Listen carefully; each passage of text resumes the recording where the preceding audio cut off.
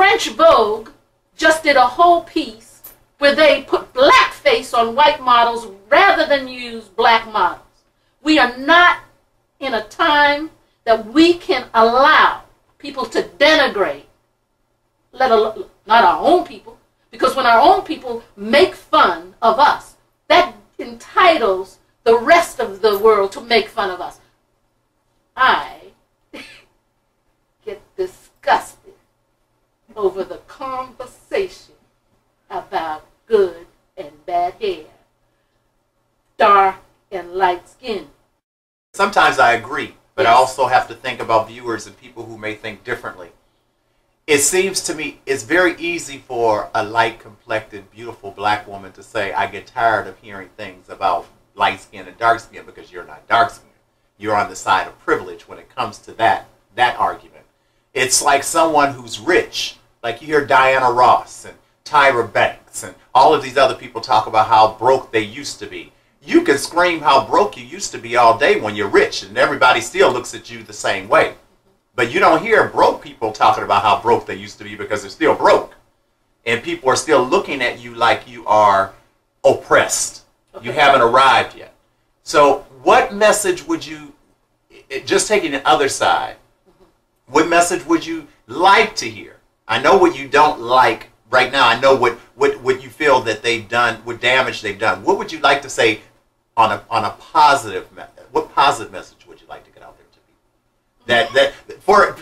You have girls, you have little black girls now that are watching this program, looking at your hair, looking at you and thinking, wow, she's beautiful. Except that I think they're beautiful. And I grew up thinking that the darker your skin, the smooth, dark, black, beautiful, chocolate skin, which is why so many in America, light skin, white skin, whatever, sit in the sun trying to get la couleur, color. Right.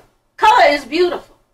What I want, if in my real world, my wishful, wonderful world, black people understand that we are the most beautiful, copied people in the world.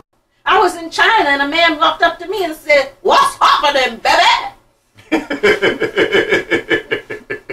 I mean, anywhere you go, the darker skinned black woman is beautiful in Europe, appreciated, loved, honored. I have the difficult life, not the easy life. Because to most people, I am neither here nor there. And I'm sorry, even here in this town, I get tired of the question. There's a question and then they answer it themselves. What are you? I say I'm black. Well, you're not really black. Okay, like what is really black? I wear my hair natural and as kinky as I can possibly have it, because happy and nappy means something to me. And always have. And I wear mine natural too. I know you do. Well, I had an aunt who used I see a couple of kinks up there myself. As women, there's a mystique that I think we all should be able to maintain. And I think it's how we decide to become who we are. That's my secret. That's me. We could sit here and talk all night long, but I have to remember that this is On the Town with Lorenzo also, not just Here with Gail. No, this is true.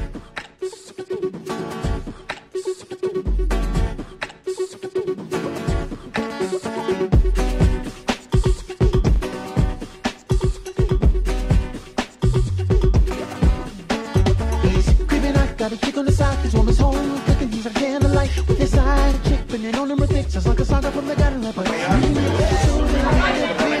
that okay? This first one that I'm going to read is called MIA. MIA. Looking in the mirror, asking myself the wrong question. Who am I? When it should be, where are you? What kind of man creates a child and runs off without ever looking back? All my life I had to improvise who made up the other side of me. I can look at my mother and identify every characteristic we shared. Those we didn't cause me great pain and confusion. Again I ask, who I am. I know where I am, but where are you? I am a strong, intelligent, nurturing black man. All this accomplished without you. But with you, who knows how much more I could be. Because you were weak, I had to call another man dad. Damn, did that shit ever make me mad. The whole time I was growing up, I dreamed one day you would suddenly be there, put your arms around me, and use your strong hands to throw both me and my dreams in the air. You know the part that's the hardest to understand. My mother says you were a hell of a man.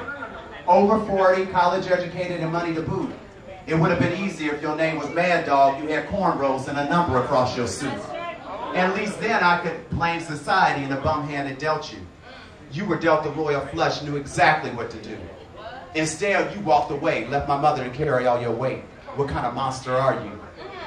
Now, 36 years later, I don't know if you're dead or alive. Some days I still get so mad, I dig up your grave and spit right in your eye. Asking to have a father while I was growing up wasn't too much.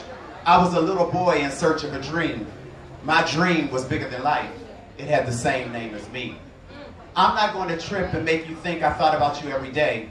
After all, I have a life to mold, dreams to unfold, and baggage to unload. Only fatherless children inherit.